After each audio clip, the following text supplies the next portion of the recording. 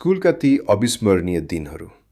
पहाडको थुम्कोमा अवस्थित नीलो आकाश माध्यमिक विद्यालयको गेटभित्र छिर्ने बित्तिकै एउटा छुट्टै संसार सुरु हुन्थ्यो।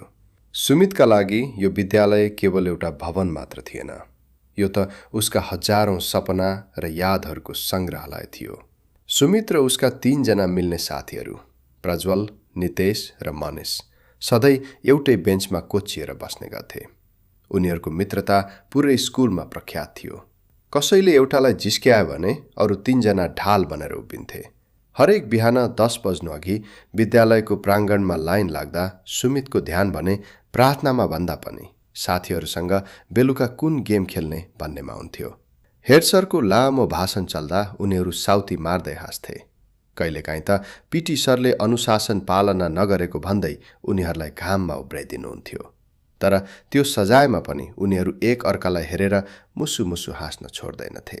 खाजा समयको व्यग्र प्रतीक्षा स्कुलको सबैभन्दा प्रिय समय भनेकै टिफिन ब्रेक थियो। जब दिउँसोको 1 बज्थ्यो र घन्टीको आवाज गुन्जिन्थ्यो, सुमित र उसको टोली कक्षाबाट रकेट चाहिँ बाहिर निस्कन्थे।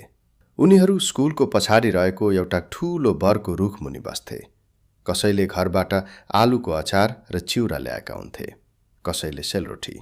सबैको खाजा एउटै ठाउँमा मिसाइन्थ्यो र एउटा ठूलो भोज सुरु हुन्थ्यो।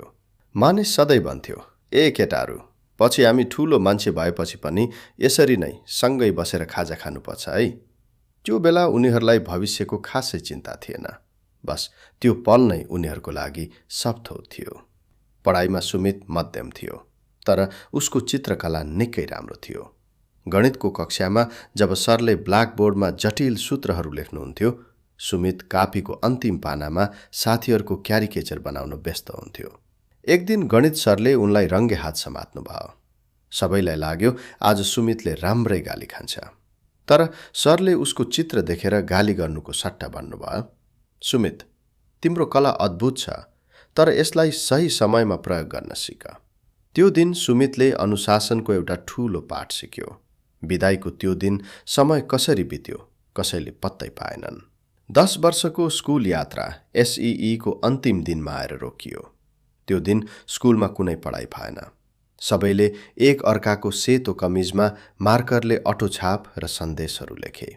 स्कुलको गेटबाट अन्तिम पटक बाहिर निस्कँदै गर्दा सुमितका पाइलाहरू भारी भएका थिए।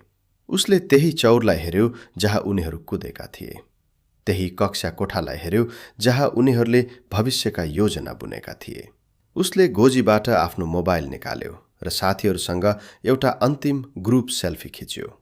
सुमितलाई थाहा थियो कि अब उनीहरू फरक फरक कलेज जानेछन्, फरक बाटो रोज्नेछन्, तर यो विद्यालयको जगले उनीहरूलाई सधैँ जोडेर राख्नेछ।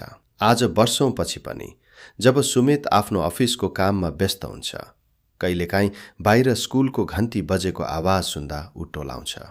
उसलाई लाग्छ अझै पनि प्रज्वलले पछाडिबाट आएर उसको झोला तानिरहेको छ र भनिरहेको छ, हिन्न यार, आज स्कुल ढिलो भइसक्यो।